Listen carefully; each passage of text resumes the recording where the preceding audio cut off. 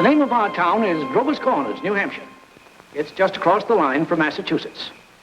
Latitude is 42 degrees, 40 minutes. Longitude is 70 degrees, 37 minutes. Running right through the middle of the town is Main Street. Cutting across Main Street on the left is the railroad tracks. Beyond the railroad tracks is Polish Town. You know, foreign folks who come here to work in the mills, a couple of Canuck families, and the Catholic Church. You can see the steeple of the Congregational Church. The Presbyterian is just across the street. The Methodist and the Unitarian are up a block. The Baptist Church is down in the hollow by the river. Next to the post office is the town hall. Jail's in the basement. Brian once made a speech right from those very steps. It's a nice town, know what I mean? Nobody very wonderful ever come out of it, so far as we know. The earliest dates on the tombstones up there in the cemetery say 1670. They're Grovers and Cartwrights and Gibbses and Herseys. Same names as you find around here now. First, we'll show you a day in our town. Not as it is today in the year 1940, but as it used to be in the year 1901. All right, operator, let's start. Yes, sir, that's the way our town looked back in the year 1901. Along Main Street, there's a row of stores with hitching posts and horse blocks in front of them. The first automobile is going to come along in about 5 years. The date is June 7th, 1901. It's just before dawn. Yeah, just about. The sky is already beginning to show some streaks of light in it over there in the east, back of our mountain. The morning star gets wonderful bright the moment before it has to go. The only lights on in the town are in a cottage over in Polish Town where a mother's just giving birth to twins, and down in the depot where Shorty Hawkins is just getting ready to flag the 5:45 for Boston. There she is now. Of course, naturally, out in the country all around, there have been lights on for some time, what with milking and so on, but town folks sleep late. Here comes Joe Crowell delivering the morning papers. So, another day has begun. Here comes Doc Gibbs from that baby case I was telling you about. And this is Doc Gibbs' house. His neighbor is Editor Webb. There's Mrs. Gibbs coming downstairs to get breakfast. Later on, about 1910, she's going out to visit her daughter Rebecca in Canton, Ohio. Mrs. Gibbs is going to die there. Pneumonia. But she's going to be brought back here, and she's going to be buried in the cemetery right here in our town with a whole mess of Gibbses and Percys. In our town, we like to know the facts about everybody. And there's Mrs. Webb coming downstairs to get her breakfast, too. Mrs. Webb was a Grover before she married Editor Webb. Yeah. Children, time to get up. George, Rebecca, Emily, time to get up. Wally, 7 o'clock. Oh, Missy.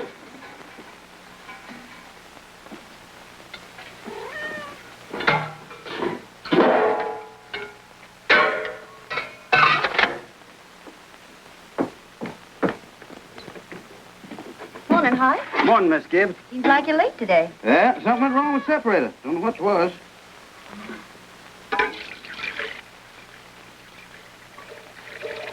There you be. Thanks, Hi.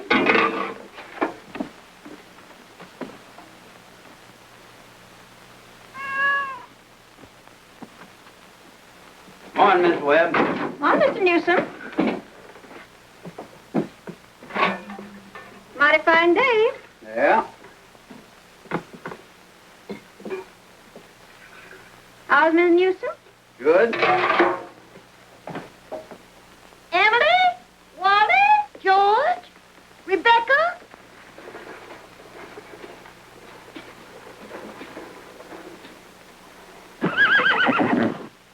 Come on, get up. Bessie, come on. What's the matter with you? Oh, they've quit taking milk. Now, come on. Morning, Howie. Come on. Morning, Doc. Bessie acting up? Oh, she's all mixed up about the rot ever since the Lockharts stopped taking a quart of milk a day. She wants to leave him a quart just the same. Keeps scolding me the whole trip. Somebody sick? Twins over at Mrs. Goloslavsky's. Oh, twins, huh? This town keeps getting bigger every year. Come on. Now, come on, Bessie. Morning, Doc.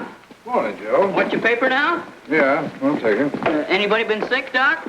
No, twins over in Polish Town. Joe, I see your teacher, Miss Foster's going to get married. Yes, sir, to a fella over in Concord. Claire, how do you boys feel about that? Well, of course, it ain't none of my business, but I think if a person starts out to be a teacher, she ought to stay one. How's the knee, Joe? Fine, Doc. Never think about it at all. Only like you said, it always tells me when it's going to rain. What's the telling of the day? Gonna rain? No, sir. Sure? Yes, sir. He never makes a mistake? No, sir. Doc? Joe? I want to tell you something about that boy, Joe Crowell. Joe was awful smart, so he got a scholarship to Boston Tech. Yes, gonna be a great engineer, Joe was. But the war broke out, and he died in France. All that education for nothing. Everything all right, Frank? Yes. I declare easy as kittens. Children, hurry up. George, Rebecca. Satan will be ready in a moment. Sit down and drink your coffee. You can catch a couple hours sleep this morning, can't you? Miss Whitworth's coming at 11. Guess I know what's about to. Stomach ain't what it ought to be. All told, you won't get more than 3 hours sleep. Frank Gibbs, I don't know what's going to become of you. Do we should go away someplace and take a rest? I think it'd do you good.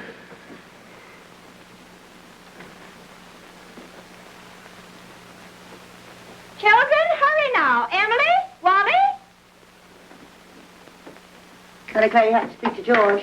Seems like something's come over him lately. He's no help to me at all. Can't even get him to cut me some wood. Is he sassy to you? Just whines. All he thinks about is that old baseball. George, Rebecca, you'll be late for school. George! George, look sharp. Yes, Pa? Don't you hear your mother calling you? Guess I'll go upstairs and catch 40 winks. Ma, what dress shall I wear? I'll wash tonight. The blue gingham for you, special. Oh, Ma, I hate that dress. Oh, hush up with you. Every day I go to school dressed like a sick turkey. Why, Rebecca, you always look very nice. Ma, George is throwing soap at me. I'll come up and slap the both of you. That's what I'll do. Hurry up, children. After 7 o'clock, and I don't want to call you again.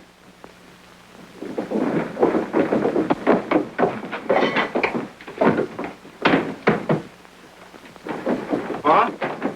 Children? Children, I won't have it. Breakfast just as good as any other meal, and I won't have you gobbling like wolves. It'll stunt your growth, that's a fact. Wally, put your book away. Oh, Ma, by 10 o'clock I gotta know all about Canada. You know the rules well as I do. No books at table. As for me, I'd rather have my children healthy than bright. Well, I'm both, Mama. You know I am. I'm the brightest girl in school for my age. I have a wonderful memory. Eat your breakfast. Well, I'll speak to your father about it when he's rested. Seems to me like 25 cents a week's enough for a boy your age. I declare, I don't know how you spend it all. Oh, Ma, I got a lot of things to buy. Strawberry phosphate, that's what you spend it on. Well, I don't see how Rebecca comes to have so much money. She's got more than $1. I've been saving it up gradual. Well, dear, I think it's a good thing to spend some now and then. Ma, you know what I like most in the world? Do you? Money. Eat your breakfast. That's first bag, gotta go.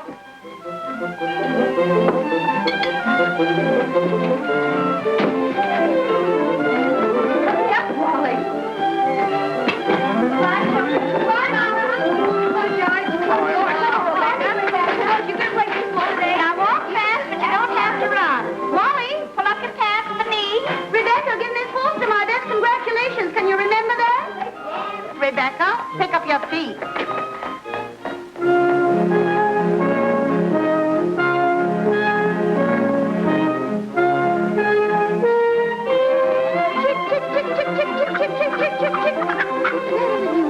Fight, that's all you do. Oh, where did you come from? You don't belong to me. What you so scared of? Nobody's gonna hurt you. Morning, Julia. Morning, Myrtle. How's your cold? Oh, still got that tickling feeling in my throat. Told Charles I didn't know as I'd go to choir rehearsal tonight. Ever try singing over your voice? Yes, but somehow I can't do that and stay on key. Beans have been good this year. Let me help you. I'd tried to put up 40 quarts, but it kills me. Children say they hit 'em, but I notice they managed to get 'em down all winter. Myrtle, I got to tell you something. If I don't tell somebody, I'll burst. By Julia Gibbs. One of those second-hand furniture men from Boston came to see me last Friday. First, I thought it was a patient waiting to see Dr. Gibbs. But he wormed his way right into my parlor. Myrtle Webb, he offered me $350 for Grandmother Hershey's Highboys. I'm sitting here. Well, you're going to take it, aren't you? I don't know. You don't know? $350? Well, what's come over you? Well, if I could get the doctor to take the money and go away someplace on a trip, I'd sell it like that. You know, it's always been the dream of my life to see Paris, France. Crazy, I suppose. For years, I've been promising myself if we ever had the chance. How's Doctor feel about it? Well, I did beat about the bush a little. Said if I ever got a legacy, that's the way I put it, I'd make him take me. What'd he say? You know how he is. Haven't heard a serious word out of him since I've known him. No, he says, might make him discontented with Grover's Corners to go traipsing over Europe. No, let well enough alone, he says. Well, if that second-hand man's real serious about buying it, you sell it, Julia. Then you'll get to see Paris. Just drop a hint from time to time. That's how I got Mr. Webb to take me to see the Atlantic Ocean, you know. Sorry I mentioned it. But it seems to me, once in your life before you die, you ought to see a country where they don't speak in English and don't even want to. That'll do, ladies. Thank you very much. Now we'll skip a few hours.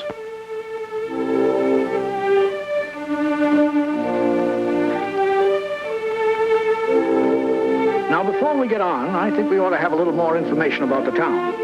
A kind of a scientific account, you might say. So I've invited Professor Willard of our state university to come here and kind of sketch in a few details of our past history.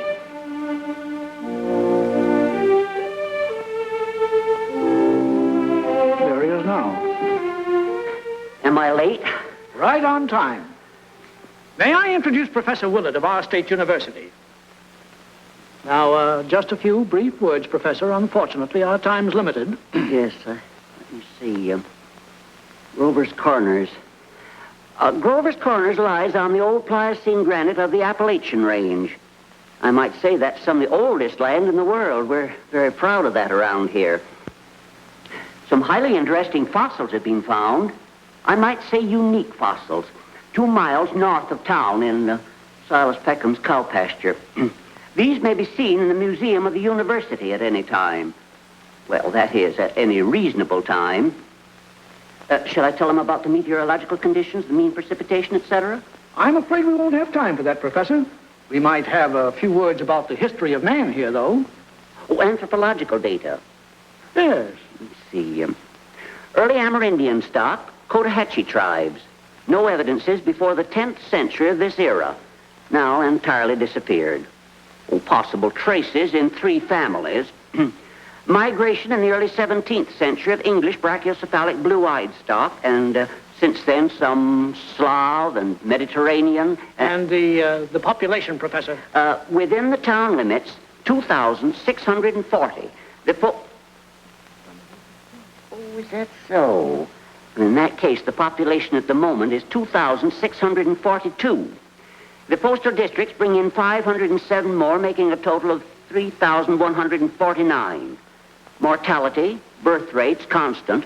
By McPherson's gauge, 6.032. Thank you very much, Professor. I'm sure we're all very much obliged to you. Not at all, sir, not at all. We want it.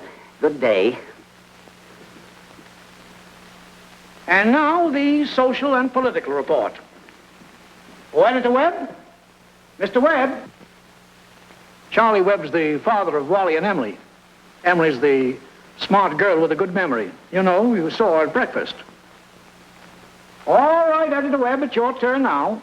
Well, I don't have to tell you that we run here by a board of selectmen. All males vote at the age of 21. Women vote indirect. Politically, we are 86% Republican, 12% Democrats, 4% Socialists.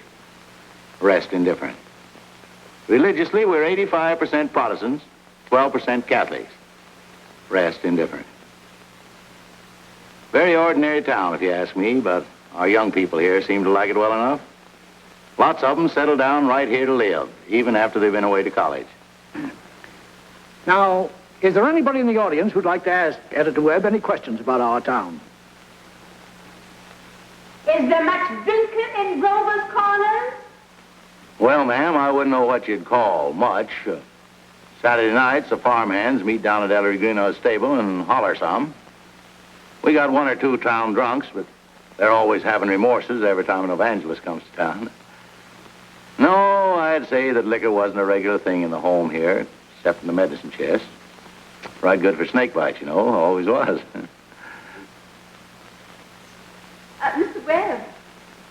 Yes? Mr. Webb, is there any culture or love of beauty in Grover's Corner? Well, no, ma'am, not much. That isn't the sense you mean. There's some girls that play the piano over at the high school commencement, but they ain't happy about it. No, there ain't much culture. Robinson Crusoe and the Bible and Handel's Largo, we all know that, and Whistler's mother. That's about as far as we go. Thank you very much, Mr. Webb. Is there no one in town aware? No, I'm sorry, but we haven't time for any more questions. We must be getting on with the picture. It's getting on in the afternoon. All 2,642 have had their dinners. All the dishes have been washed. There's an early afternoon calm about the town. Charlie Webb's going home to mow his lawn. 1 man in 10 thinks it's a privilege to push his own lawnmower. The afternoon session of school is over. Doc Gibbs is in his office tapping people and making them say, ah, ah. I have to go home and help my mother, I promise. Emily, walk simply. Who do you think you are today? Papa, you're terrible. 1 minute you tell me to stand up straight, and the next minute you call me names. I just don't listen to you. Golly, I never got a kiss from such a great lady before. Hello, Emily. Oh, hello. You made a fine speech in class today. Well, I was really ready to make a speech on the Monroe Doctrine, but the last minute Miss Foster made me talk about the Louisiana Purchase instead. I worked an awful long time on both of them. Gee, it's funny, Emily. From my window up there, I can see your head nights when you're doing your homework over in your room. Why, can you? You certainly do stick to it, Emily. I don't see how you can sit still that long. I guess you must like school. Well, I feel it's just something you have to go through. What do you think, Emily? We might work out a kind of telegraph from your window to mine, and you could give me a hit every once in a while on one of those algebra problems. Well, Oh, I don't mean the answers, Emily. Of course not. I mean, just some little hint. oh, I think hints are allowed, so, if you get stuck, George, just whistle to me, and I'll give you some hints. Gosh. You're just naturally bright, I guess. Well, I figure it's just the way a person's born. Yeah.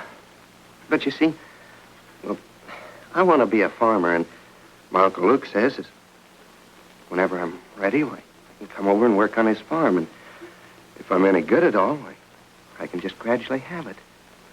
You mean the house and everything? Oh, yeah.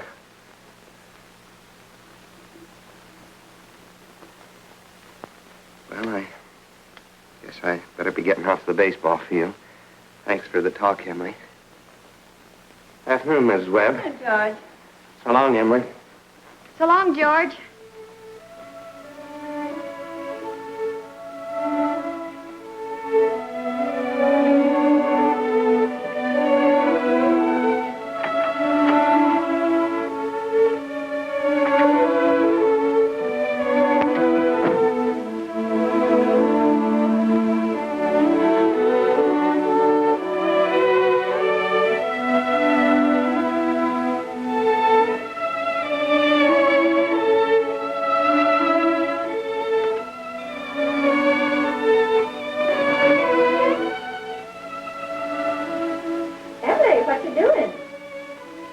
Nothing, Mama. If you're doing nothing, you can come in here and help me with this yarn.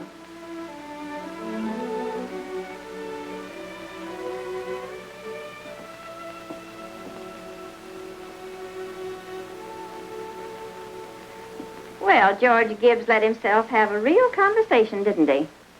He's grown up. How old would George be? Oh, I don't know. Let's see. He must be around 17. Mama made a speech in class today. I was very good. You must recite it to your father at supper. What was it about? The Louisiana Purchase. It was like silk off a spool. I'm going to make speeches all my life. You're holding it too tight, Emily. Yeah, that's better. Mama, will you answer me a question? Serious? Seriously, dear, not serious. Seriously, will you? Of course I will. Mama, am I good looking? Of course you are. Both my children have got good features. Be ashamed if they hadn't. Oh, Mama, that's not what I mean. What I mean is, am I pretty? I've already told you yes. Now, that's enough of that. You got a nice, young, pretty face. Never heard such foolishness. Oh, Mama, you never tell us the truth about anything. I am telling you the truth. Mama, were you pretty? Yes, I was, if I do say it. I was the prettiest girl in town next to Mamie Cartwright. Oh, but Mama, you've got to say something about me. Am I pretty enough to get anybody? Well, to get people interested in me. Emily, you make me tired. Now stop it. You're pretty enough for all normal purposes.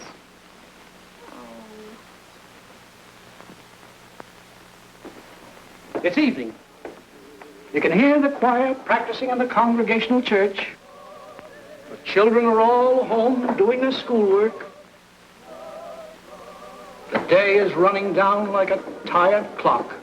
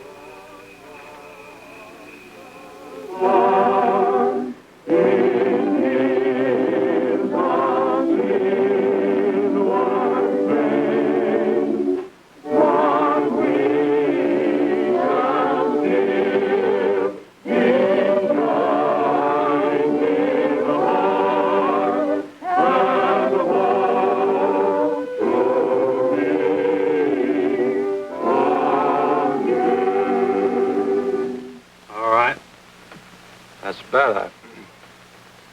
It ain't no miracle. And I'll do it again.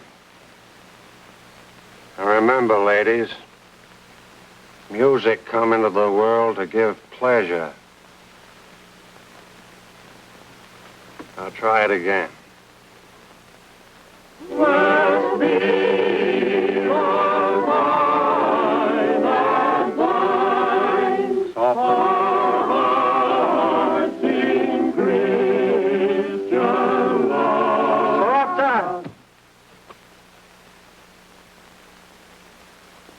Listen, everybody. Get it out of your minds that music's only good when it's loud. You leave loudness to the Methodists. You couldn't beat them, even if you wanted to. Once again now, art thou weary? Art thou languid? It's a question, ladies and gentlemen. Make it talk. Oh, and remember, on Sunday, take the second verse real soft. Sort of die out at the end. Ready?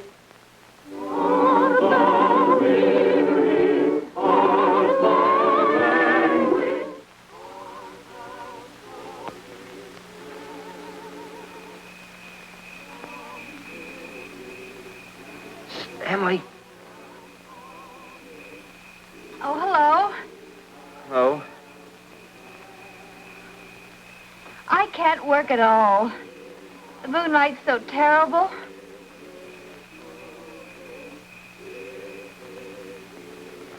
Emily, did you get the third problem? Which? The third.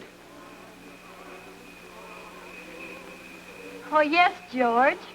That's the easiest of them all. I don't see it.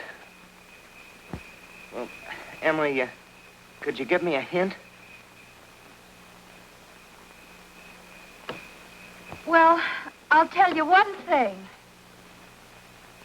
The answer's in yards. In yards? What do you mean? Square yards. Oh, square yards. Well, yes, George, don't you see? Yeah. Square yards of wallpaper. Oh, I see. Square yards of wallpaper. Thanks a lot, Emily. You're welcome.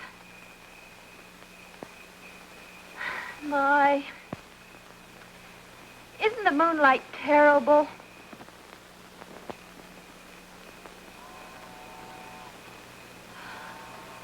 I think if you hold your breath, you can hear the train all the way to Kentucky.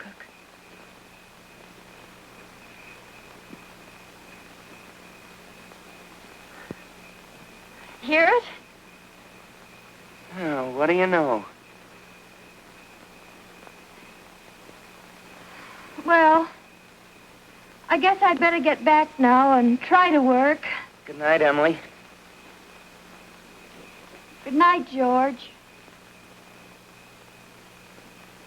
Oh, George, can you come down a minute? Yes, Paul.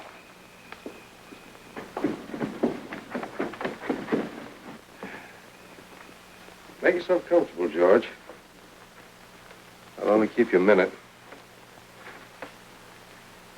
George, how old are you? Me? Oh, I'm past 17. What do you want to do after school's over? You know, Paul, I want to be a farmer on Uncle Luke's farm. Mm-hmm. And you'll be willing, will you, to get up early and milk and feed the stock? And you'll be able to hoe and hay all day? Sure I will. What do you mean, Paul? Well, George, when I was here in the office today, I heard a funny sound. What do you think it was? It was your mother chopping wood. Now, there you see your mother, getting up early, cooking meals all day, washing and ironing, and yet she has to go out in the backyard and chop wood. I suppose she got tired asking you. I suppose she just gave up and decided it was easier to do it herself. Yet, you eat her meals. You put on the clothes she keeps nice for you. Then you run out and play baseball. Like she was a hired girl we kept around the house but didn't like very much. I knew all I had to do was call it to your attention. Here's a handkerchief, son.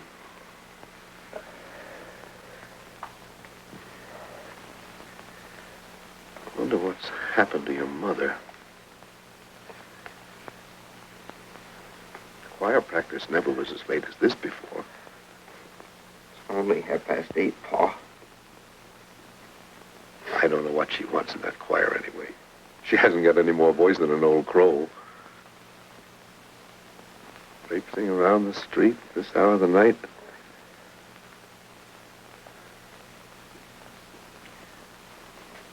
It's just about time you retired, don't you think, George? Yes, Pa.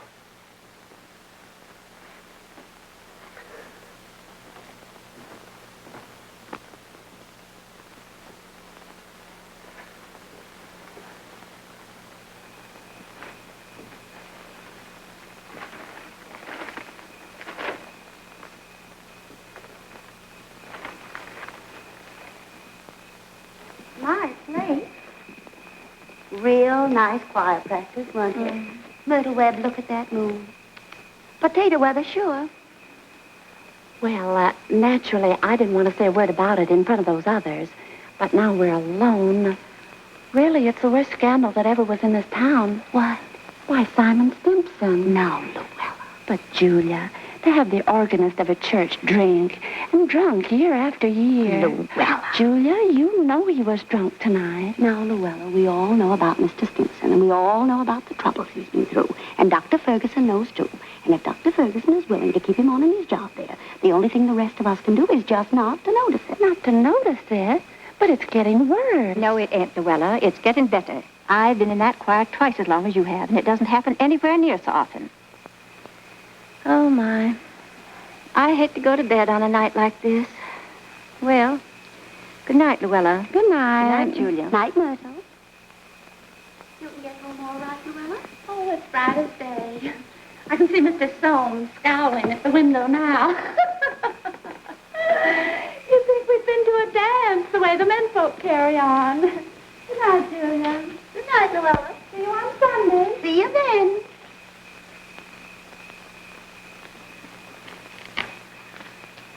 Well, we had a real good time. You're late enough.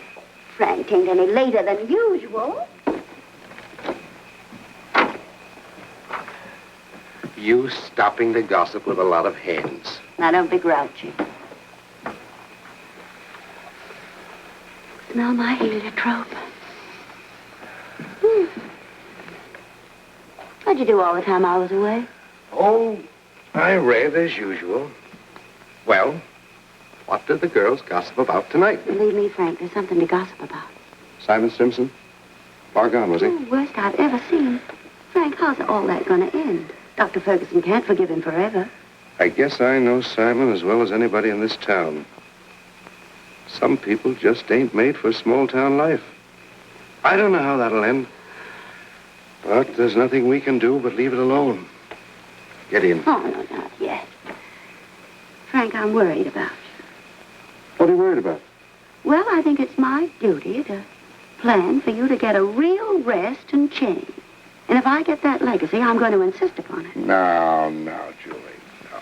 There's no sense in going all over that again. Come on. It's getting late. First thing you know, you'll catch a cold. I gave George a piece of my mind tonight. I reckon you'll get your wood chop. For a little while, anyway. You know, Frank, Mrs. Fairchild always locks the front door every night. All the people up in that part of town do. They're all getting too cityfied. That's the trouble with them. They haven't got a thing fit to burgle, and everybody knows it. Good evening, Constable. Evening, Mr. Webb. Quite a moon. Yeah. All quiet tonight? Simon Stimpson is rolling around a little. I just saw his wife moving out to hunt for him. So I looked the other way. There he is now.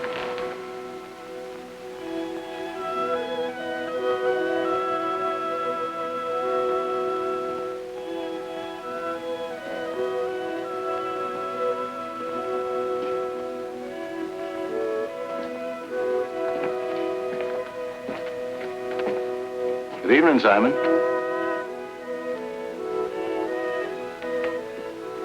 Good evening. Most of the town settled down for the evening. Guess we'd better do the same. Can I walk along with you?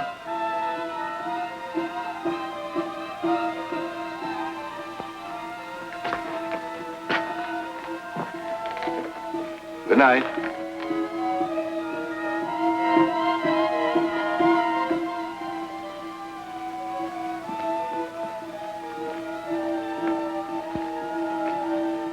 I don't know how that's going to end. Oh, Bill, if you see my boy smoking cigarettes, give a word to him, will you? He thinks a lot of you, Bill. I don't think he smokes those cigarettes, Mr. Webb. Leastways, not more than 2 or 3 a year. Well, I hope not. Good night, Bill. Good night, Mr. Webb.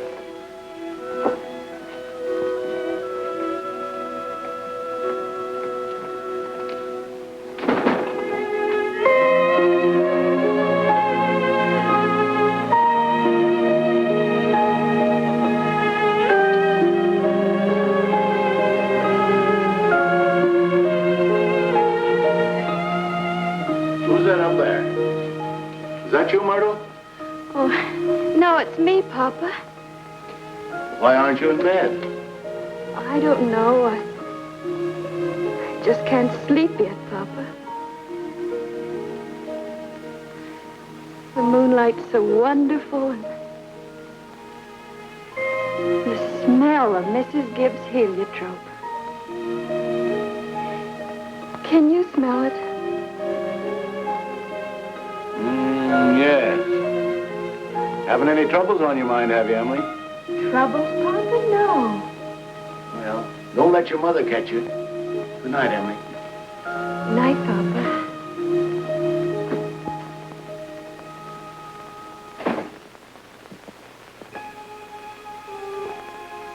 I never told you about that letter Jane Crowfoot got from her minister when she was sick. He wrote Jane a letter, and on the envelope, the address was like this. It said, Jane Crowfoot, the Crowfoot Farm, Grover's Corners, Sutton County, New Hampshire, the United States of America. What's funny about that? But listen, it's not finished. The United States of America, continent of North America, Western Hemisphere, the Earth, the solar system, the universe, the mind of God. That's what it said on the envelope. What do you know? Yep, and the postman brought it just the same. What do you know?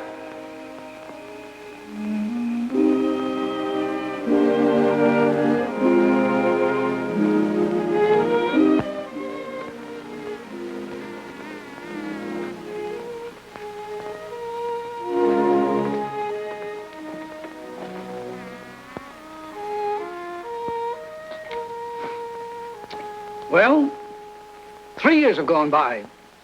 The sun's come up over 1,000 times. Summers and winters have cracked the mountains a little bit more, and the rain's brought down some of the dirt. Some babies who weren't even born before have begun talking regular sentences already. And some folks who thought they were right young and spry have discovered they can't bound up a flight of stairs the way they used to without their hearts fluttering a little. All that can happen in 1,000 days. Nature's been pushing and contriving in other ways, too. A number of young people fell in love and got married. Most everybody in the world gets married. In this town, there aren't hardly any exceptions. Most everybody climbs into the grave married. What you've seen was called the daily life. Let's call what you're going to see love and marriage. So it's 3 years later. It's 1904. It's July 7th, just after the high school commencement. That's the time most young people jump up and get married. As soon as they've passed their final examinations in solid geometry and Cicero's orations, that's the time most young people think themselves fitted to get married. It's early morning again. Only this time it's been raining. It's been thundering and pouring. I don't know. May start in again any moment. Yeah? There's the 5:45 for Boston. And there's Cy Crowell delivering the papers like his brother before him. And there's Mrs. Gibbs and Mrs. Webb coming downstairs to get breakfast just as though this were an ordinary day. I don't have to point out to the women in the audience that both these ladies they see before them, both these ladies have been cooking 3 meals a day, one of them for 21 years and the other for 25, and never took a summer vacation. They raised 2 children apiece, washed, cleaned the house, and never had a nervous breakdown. And here comes Howie Newsom and Bessie delivering the milk.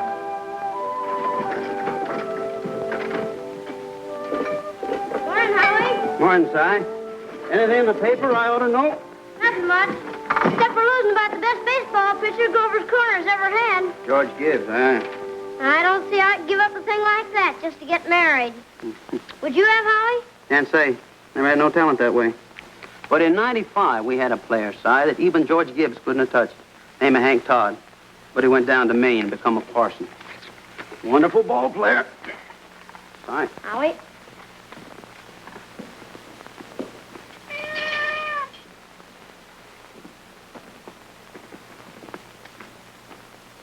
Morning, Miss Gibbs. Morning, Howie. It's too bad it's so wet, but I guess it's cleared up for good. Certainly hope it has. Going to have a house full of relations today, Howie. Looks like I'll need 3 of milk and 2 of cream. 3 of milk and 2 of cream. My wife says to tell you we hope they'll be happy. No, they will. Thanks a lot, Howard. Tell your wife I hope she gets the wedding. Maybe she can. She'll get there if she can. Morning, Miss Webb. Why, Mr. Newsom, told you 4 quarts, but I hope you can spare me another. Yes, ma'am. I brought you a pint of cream, too. Miss Newsom told me special to tell you as how we hope to be very happy. No, they will. Thank you, Mr. Newsom, and thank Mrs. Newsom. We're counting on seeing you at the church. Yes, sir. We hope to get there all right. Couldn't miss that.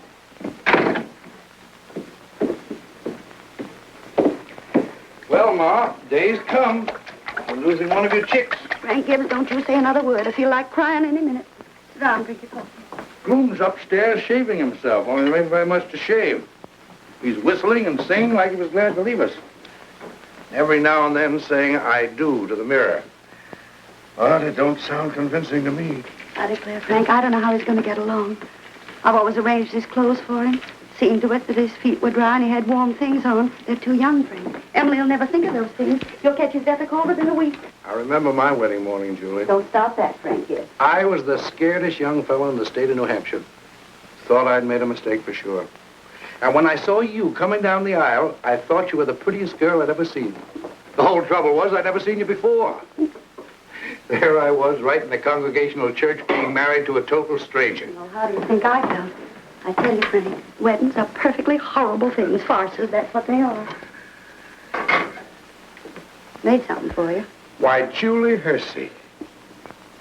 French toast. It ain't hard to make. Besides, I had to do something. How'd you sleep last night, Julie? Heard a lot of hours struck off. I get a shock every time I think of George setting out as a family man. That great, gangling thing. I tell you, Julie, there's nothing in the world so terrifying as a son. The relation between a father and a son is the dangest, awkwardest... Well, mother and daughter's no picnic, I can tell you. I do. I do. I do. I do. They'll have a lot of trouble, I suppose, but that's none of our business. Everybody's got a right to their own troubles. You know one thing that scared me when I married you? Go along with you. I was afraid we didn't have material for conversation more than it'd last a few weeks.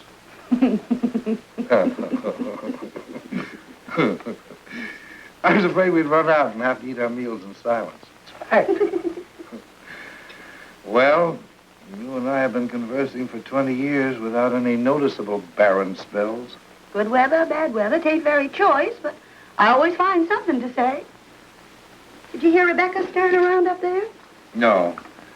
This is the only day in the year when she isn't managing everyone's affairs up there. She's hiding in her room, and I have an idea she's crying. Land sakes, this has got to stop. Rebecca? Rebecca, come and eat your breakfast.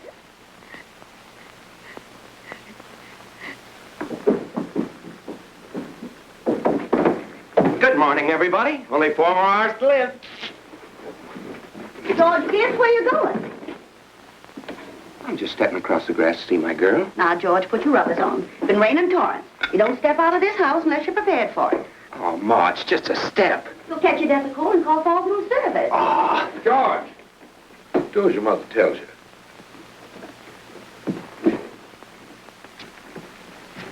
From tomorrow on, you can kill yourself in all weathers, but when you're in my house, you'll live wisely, thank you. Maybe Mrs. Webb ain't used to call us at 7 o'clock in the morning. Here, have a cup of coffee first. be back in a minute. Good morning, Mother George. Webb. Goodness, you frighten me. George, I hate to say it, but you understand I can't ask you in. Why not? You know as well as I do a groom can't see his bride on his wedding day. Not till he sees her in church first. Oh, that's just a superstition. Good morning, Mr. Webb. Morning, George. You don't believe in that superstition, do you? There's a lot of common sense in superstitions, George. Millions have followed it, and don't you be the first to fly in the face of custom.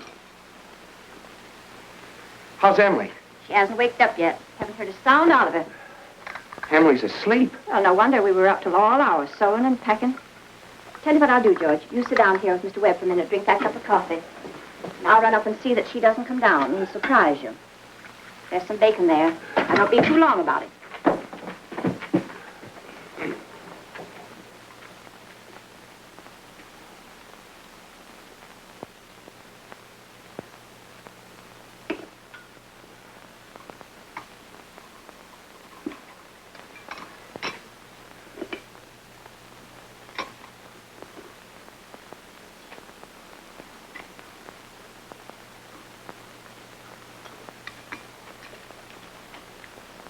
Well, George, how are you? Oh, I'm fine. Mr. Webb, what common sense could there be in a superstition like that? Well, George, on the wedding morning, a girl's head is full of, clothes and one thing and another. Don't you think that's probably it? Well, yes. Guess I never thought of that before. The girl's apt to be a mite nervous on her wedding day. Gee, I wish a person could get married without all that marching up and down. Every man that's ever lived has felt that way, George. But it hasn't been any use. It's the women folks who've built up weddings, my boy. Man looks mighty small at a wedding, George. All those good women standing shoulder to shoulder, making sure that the knot's tied in a mighty public way. Well, you believe in it, don't you, Mr. Webb? Oh, yes. Oh, yes. Now, don't misunderstand me, George. Marriage is a wonderful thing. A wonderful thing. Don't you forget that, George. No, sir.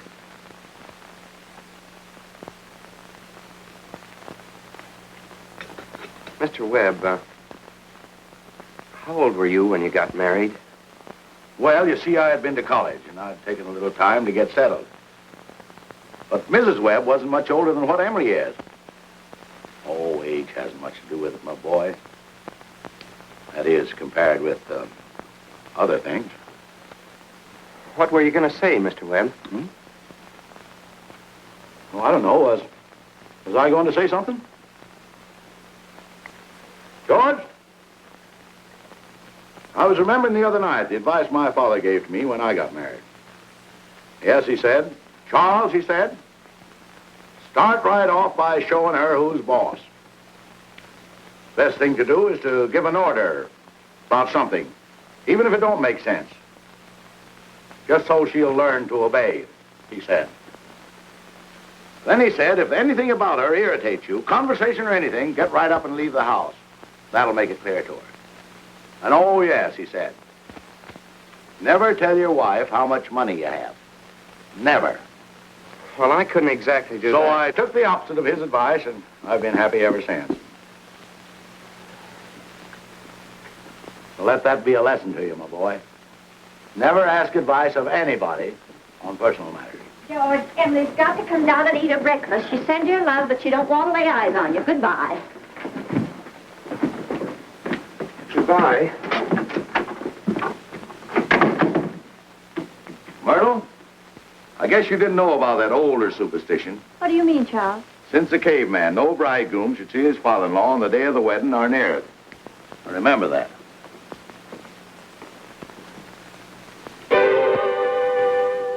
Now, before we get on with the wedding, I think we should see how it all began, this plan to spend a lifetime together. I'm awfully interested in how such big things begin. You know, you're 21 or 22, and then you're 70.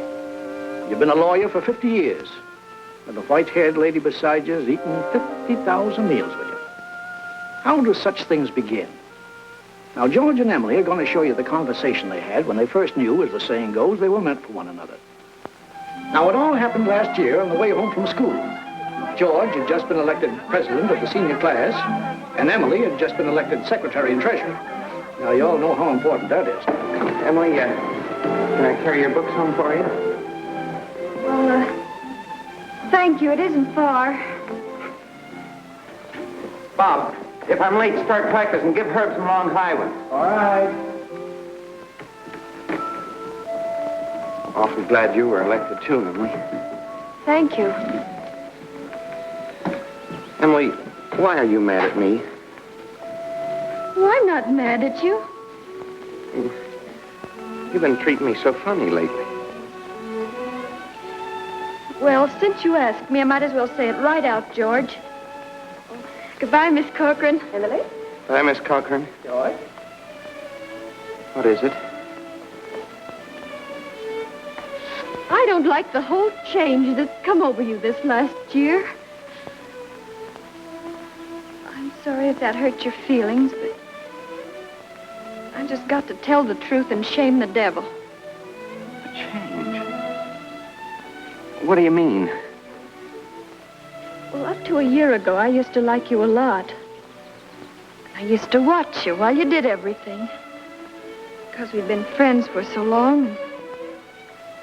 And then you started spending all your time at baseball, and you never stopped to speak to anybody anymore.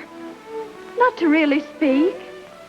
Not even to your own family you didn't. And George, it's a fact.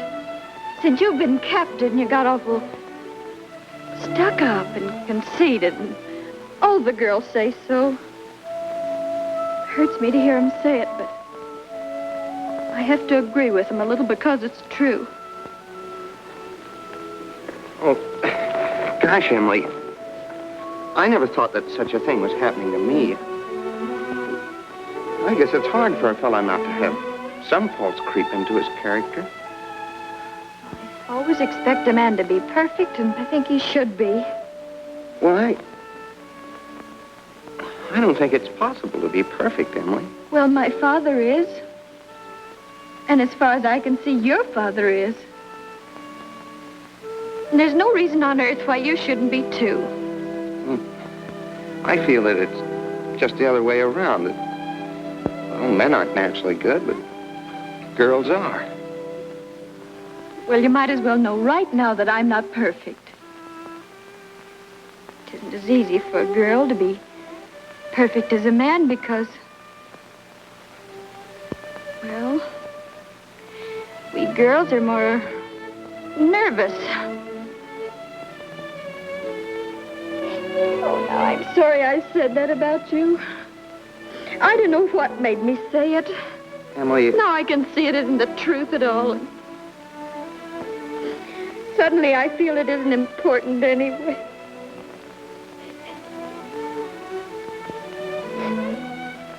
Emily, would you like a ice cream soda or something before you go home?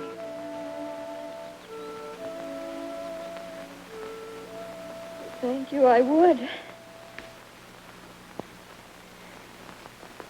Hello, George. Hello, Emily. Hello, Morgan. Well, what can I do for you? Why, Emily Webb, what you been crying about? Well, she got an awful scare, Mr. Morgan. That hardware store wagon almost ran over her. Everybody says that Tom Huckins drives like a crazy man. Well, here, let me give you a glass of water. Gracious, you look all shook up. I tell you, you gotta look both ways before you cross Main Street these days. It's getting worse every year. What do you have? I'll have a strawberry phosphate, Mr. Morgan. Oh, no, Emily. Have a soda with me. Well, 2 strawberry ice cream sodas, Mr. Morgan. 2 strawberry ice cream sodas, yes, sir. Yes, sir, I want to tell you something. There are 275 horses in Grover's Corners this very moment I'm talking to you. State inspector was in here yesterday. Now with all these automobiles coming along, looks to me like the only safe place to stay was to home.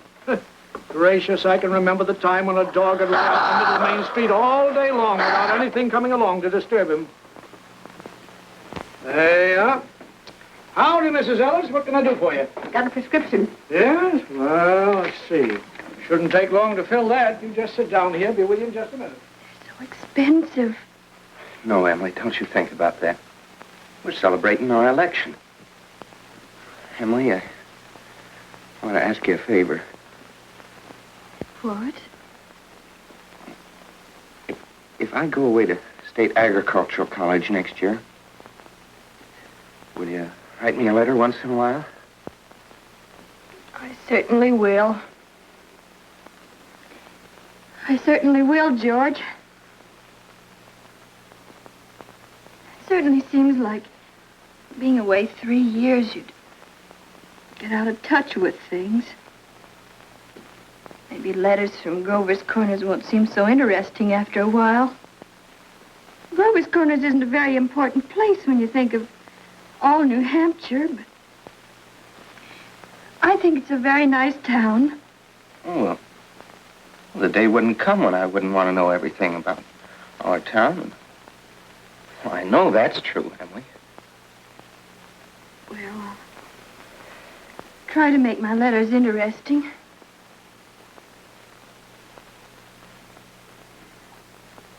You know, Emily, I meet a farmer, I ask him if he thinks it's important to go to agricultural school to be a good farmer. Why, George. Yeah, and some of them even say it's a waste of time. And well, you can get all that stuff anyway in the pamphlets the government puts out. Well, Uncle Luke's getting pretty old, and he's about ready for me to start taking over his farm. Tomorrow, if I could. Oh, but, George, maybe it's important for you to go and learn all that about cattle judging and soils and those things. Of course, I don't know. Emily, I'm going to make up my mind right now. I won't go. I'll tell Pa about it tonight. But, George, you don't have to decide right now. It's a whole year away. Emily, I'm glad you spoke to me about that fault in my character. Everything you said was right, but there was one thing wrong with it. That's when you said I wasn't noticing people. You, for instance. You say you were watching me when I did everything. I was doing the same thing about you all the time. Why? Sure, I always thought about you as one of the chief people I thought about. I always made sure where you're sitting on the bleachers, and who you were with. Well, for 3 days now, I've been trying to walk home with you, but something always got in the way. And yesterday, I was standing out by the wall waiting for you. And I walked home with Miss Cochran. Oh, George. Life's awful funny. How could I have known that? I thought... Emily, I'm going to tell you why I'm not going to agricultural school. I think that once you've found a person that you're very fond of, a person who's fond of you, too, likes you well enough to be interested in your character, I think that's just as important as college is, and even more so. That's what I think. I think it's awfully important, too. Emily? Yes, George? Emily, if I do improve and make a big change, would you be... I mean, could you be... I am now. I always have been.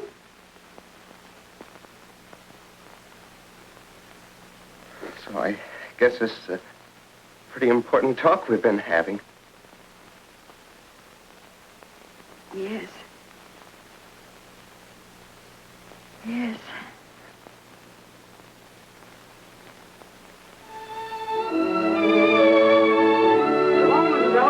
Dave.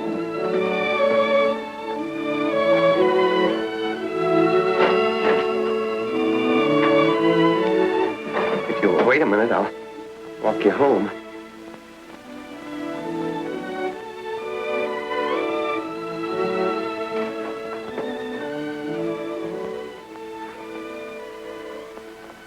Mr. Morgan. Yes? I'll have to go home and get the money to pay you for this. Why, George Gibbs, do you mean to tell me that But, you... Mr. Morgan, I had a reason. Look, I'll leave my gold watch with you until I get back. No, you keep your watch, George. I'll trust you. But I'll be back in 5 minutes. I'll trust you for 10 years, George. Not a day more, though.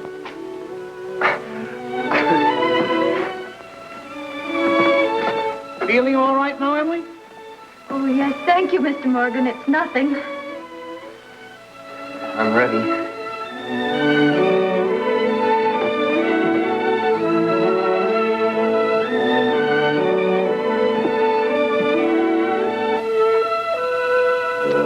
Well, now to get on with the wedding. There's a lot of things to be said about a wedding. We can't get them all into one wedding, naturally. Especially not a wedding in Grover's Corners, where weddings are mighty short and plain. People think a lot of thoughts during a wedding.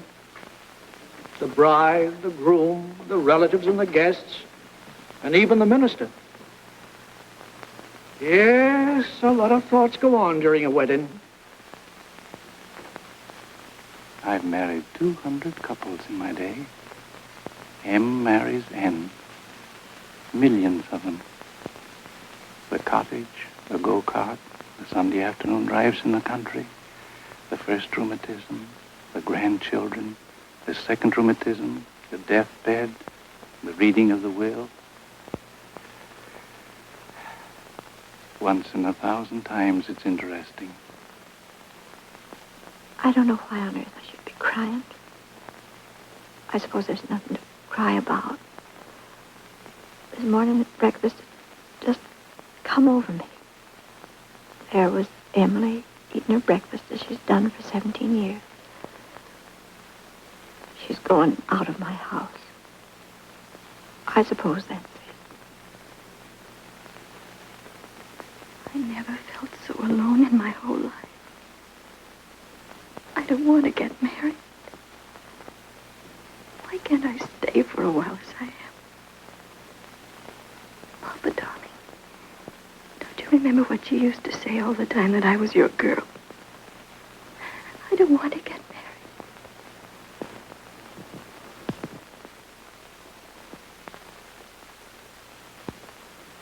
Gee, I'm gonna get married. I'm grown up. I'm getting old. I don't want to get old, taking on all these responsibilities. Why is everybody pushing me so? All I want to do is be a fella. And I'm going to get married.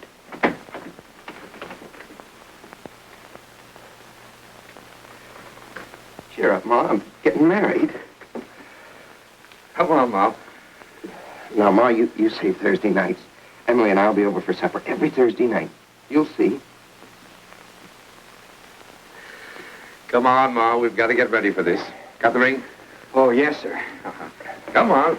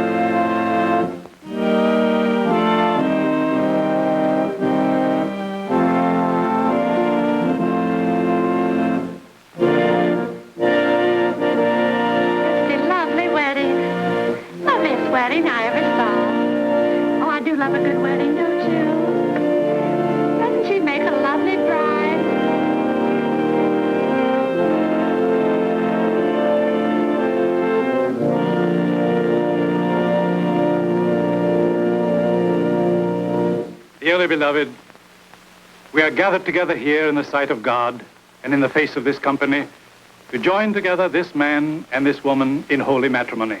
Don't know when I've seen such a lovely wedding. Be entered into I always cry. Reverently, I don't know why it is, but advisedly, I always soberly, cry. and in the fear of God. I just like to see young people Into happy. this holy estate, these two persons They're such a present lovely come now to couple. be joined. I've never been to Require such a and nice charge you wedding. both, in sickness I'm and sure. in health, to love and to cherish till death you do part, according to God's holy ordinance, and thereto plight her your troth. I do.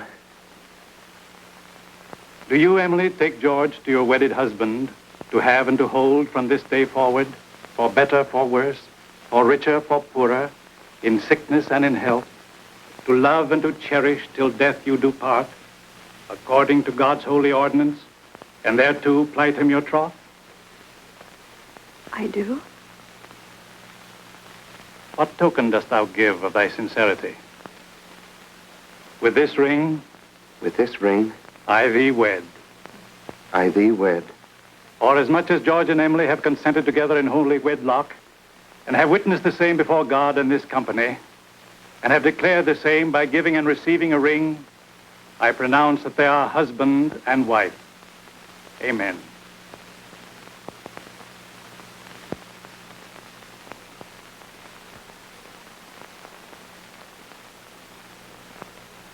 Me ever and ever.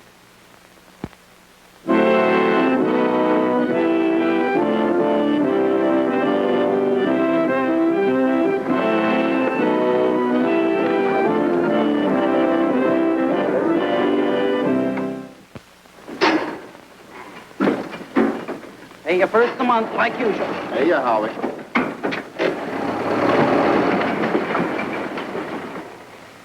Man his age shouldn't be driving one of those things. Not when he's got a lot of young fellas to do it for him. Well, Howie likes to deliver the milk himself. Says he gets the feel of the town that way. You know, in all these years, he never kept a book. Carries all the accounts in his head. I hear he's been doing so well, he's begun locking his front door at nights. Afraid of burglars. Ain't no burglars in this town yet. No, but Howie's heard about them.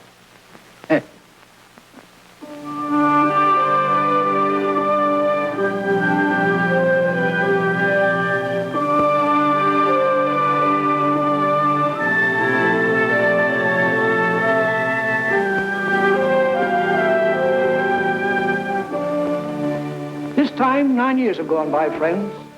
It's the summer of 1913. Gradual changes in Grover's Corners. Horses are getting rarer. Farmers are coming into town now in Fords. Still, you'd be surprised, though, on the whole. Things don't change much around here. This is an important part of Grover's Corners up here in this hilltop. Lots of sky, lots of clouds, often lots of sun and moon and stars. Certainly a beautiful spot up here. I often wonder why people want to be buried in Woodlawn or Brooklyn when they might pass the same time up here in New Hampshire. Over here are the old stones. 1660, 1670. Strong-minded people who come a long ways to be independent. Over here are some Civil War veterans. Iron flags on their graves. New Hampshire boys. They had a notion that the Union ought to be kept together, although they'd never seen more than 50 miles of it themselves. All they knew was a name, friends. The United States of America. The United States of America. And they went and died about it.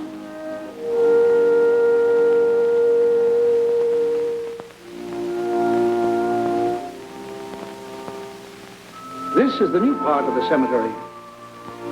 There's Mrs. Soames, who enjoyed the wedding so much, remember? And there's our friend, Mrs. Gibbs. And Doc Gibbs lost his wife 3 years ago, just about this time. And Editor Webb's boy, Wallace, whose appendix burst on a Boy Scout trip to Crawford Notch. There's Mr. Stimson, the organist at the Congregational Church.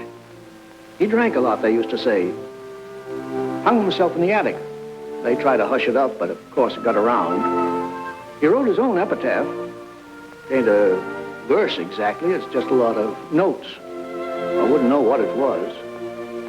It was all read up in the Boston papers at the time, though. A lot of sorrows kind of quieted down up here, too. All those important things, mother and daughter, husband and wife, enemy and enemy, money and miser. All those terribly important things. The earth part kind of burns away, burns out. And what's left? What's left when memory is gone? And your identity, Mrs. Smith? Something eternal. We all know down in our bones that something is eternal, and that something has to do with human beings. All the greatest people that have lived for the past 5,000 years have been telling us that. And yet you'd be surprised how we lose sight of that fact. There's something eternal about every human being. I guess I'm thinking these thoughts today on account of our friend Emily. Another baby's expected down at that happy home we saw started. It's Emily's second. There's a little boy about 6 years old. But this time Emily's pretty sick.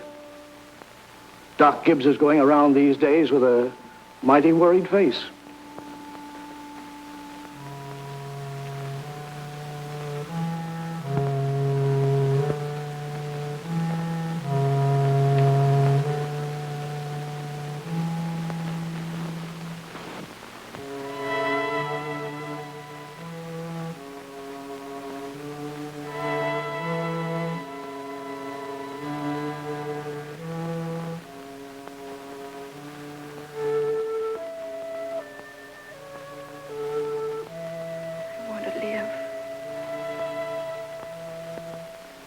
want to live.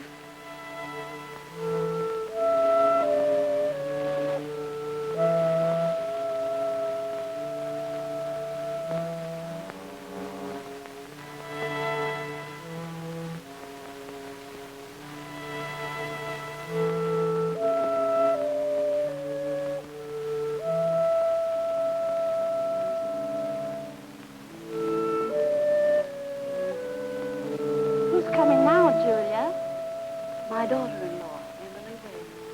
What ails her? Trouble bringing a baby into the world. Why, I remember Emily's wedding.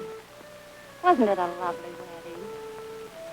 I remember I called on George and Emily at their farm just before I died.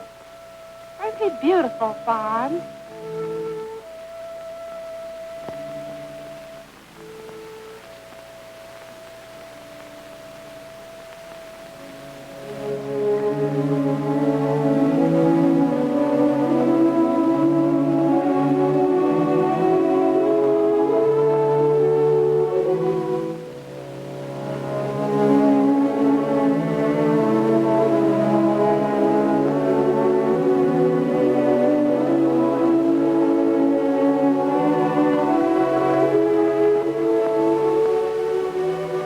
Dear friends, as we gather here in the last tribute of memory to our loved one, Hello, Mother Gibbs. let us remember the words of Hello, the Master. Emily.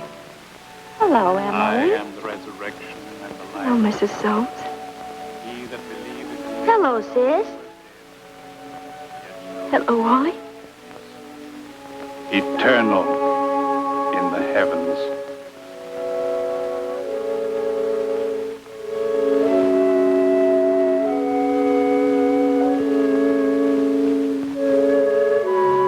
Mother Gibbs, they're going. Yes, dear.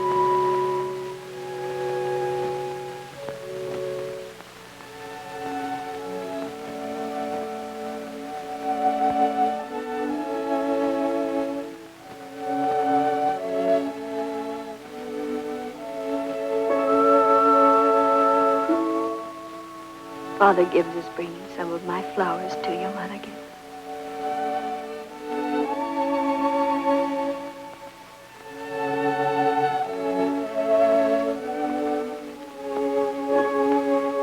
Mother Gibbs, I never realized how troubled and sad he looks. I loved him so. Father Gibbs. Father Gibbs.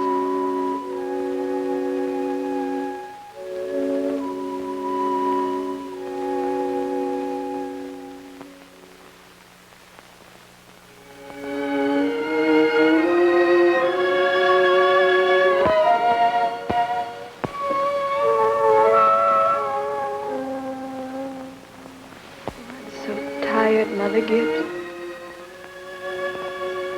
Mother Gibbs, when does this feeling go away? Being strange here. How long does Hush, dear. Just wait. Be patient. How do you do, Mr. Stimson? How do you do, Emily? Mother Gibbs, George and I have made that farm into just the best place you ever saw. We thought of you all the time. We wanted to show you the new barn and a great long cement drinking fountain for the stock. We bought that out of the money you left us. I did. Mother Gibbs, don't you remember? The legacy you left us. Why, it was more than $350. Oh, yes. Yes, Emily. It won't be the same to George without me. But it's a lovely farm. My boy's spending the day at Mrs. Carter's. Oh, Mr. Carter, my little boy is spending the day at your house. He is? Yes, he loves it there. Mother Gibbs, one can go back in memory and live each of those days over again. Why, just then for a moment I was thinking about the farm. For a moment I was there. And my baby was in my arms as plain as day. Yes, but when you've been here longer, you'll realize that our life here is to forget all that. To think of what is ahead and be ready for what is ahead. But Mother Gibbs, how can I ever forget that life? It's all I know. It's all I had. One can go back and live all those days over again. I feel it. I know it. You not only live it, you watch yourself living it. I'll choose a happy day. Oh, Emily, it isn't wise. Really, it isn't. I'll choose the day I first knew I loved George.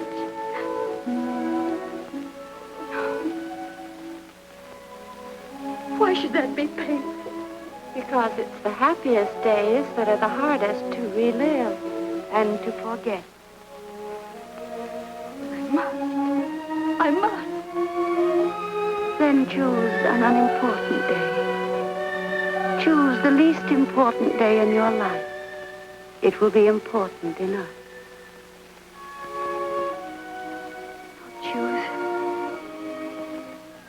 I'll choose. Yes, Emily. Think hard. Remember.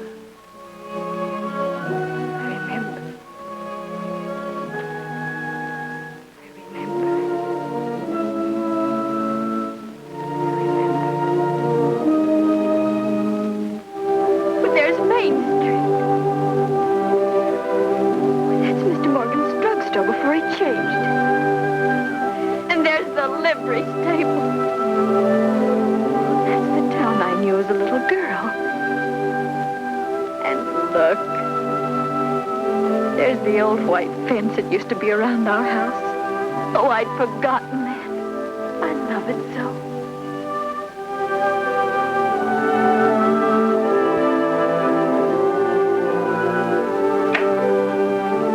There's Mama coming downstairs to make breakfast.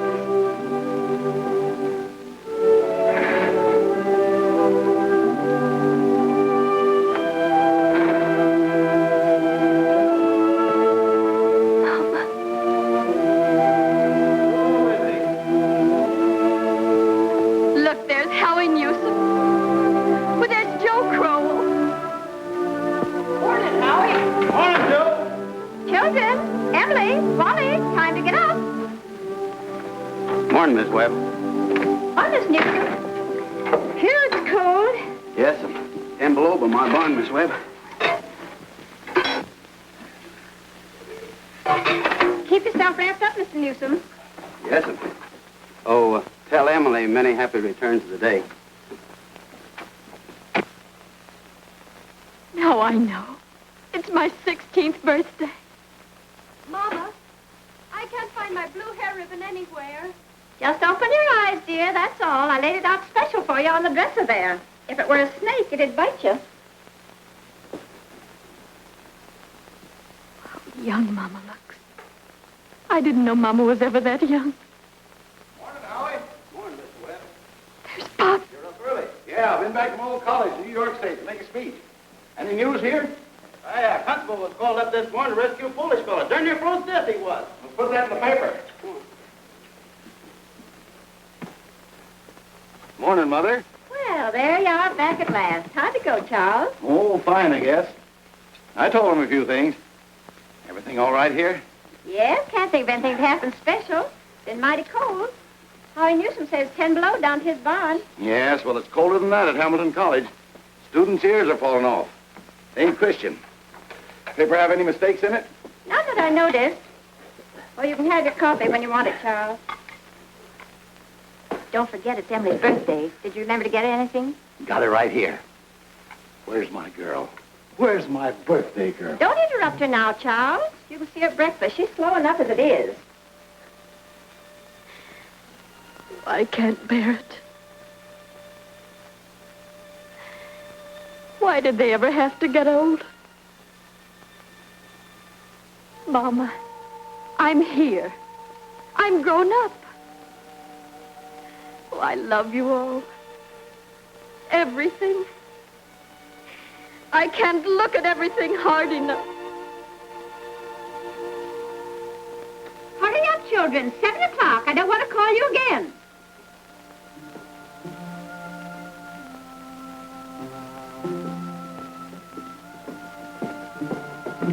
Morning, Mama. Well, now, dear. A happy birthday to my girl and many happy returns. Surprise is waiting for you on the table there. Oh, Mama, you shouldn't have. I can't. Birthday or no birthday, I want you to eat your breakfast good and slow. I want you to grow up and be a good, strong girl. That and the blue package is from your Aunt Carrie. Good morning. George. Good morning, George. Brought this over for your birthday, Emily. Many happy returns of the day. Thank you. It's only a photograph album. George, I'd forgotten. Oh, it's beautiful. Oh, just an album. I'm going out to my Uncle Luke's farm today. Like it out there. George, we grew up and were married, don't you remember? Uncle Luke gave you the farm. Well, goodbye. Goodbye, and thanks. Chew this bacon good and slow. It'll help keep you warm on a cold day. Mama, just look at me for 1 minute as though you really saw me. Mama, 12 years have gone by. I'm dead. I married George Gibbs, Mama. Wally's dead, too. Mama, his appendix burst on a cabbing trip to Crawford Notch. We felt just terrible about it, don't you remember? Just for a moment now, we're all together. Mama, let's be happy just for a moment. Let's look at one another. That and the yellow package is something I found in the attic among your grandmother's things. You're old enough to wear it now, and I thought maybe you'd like it. Oh, and this is from you. It's lovely. It's just what I wanted. It's beautiful. I hoped you'd like it. Wally has a present for you, too. He made his annual training class. Be sure and make a fuss over it. Your father's got a surprise for you, too. Don't know what it is myself. There he comes. Where's my girl? Where's my birthday girl? I can't go.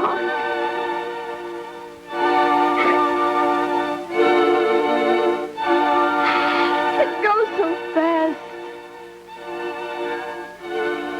We don't have time to look at one another.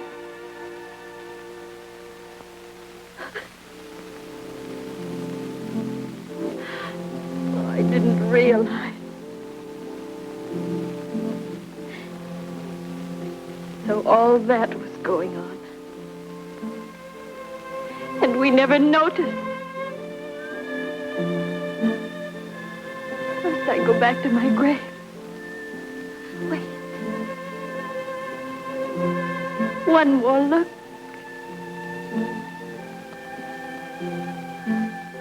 Goodbye. Goodbye, world. Goodbye, Grover's Corner. Mama, Papa. Goodbye to clocks ticking. My butternut tree and Mama's sunflowers. Food and coffee. New iron dresses and hot baths. And sleeping and waking up. Oh, Earth, you're too wonderful for anybody to realize it. Do any human beings ever realize life while they live it? Every minute. Oh, I want to live, I want to live, I want to live. Of course you do, Emily. Of course.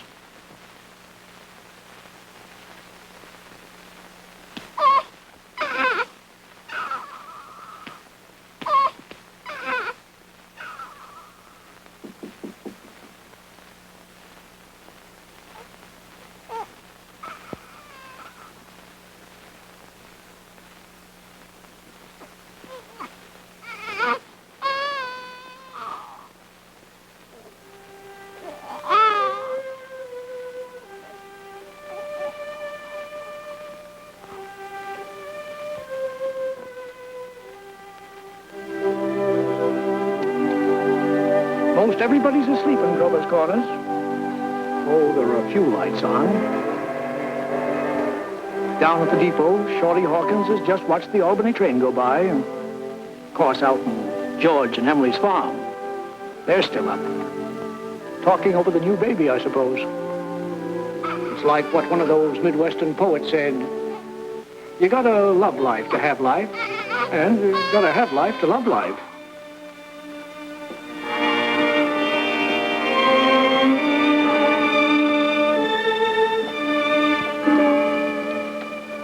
"11 o'clock in Grover's Corners.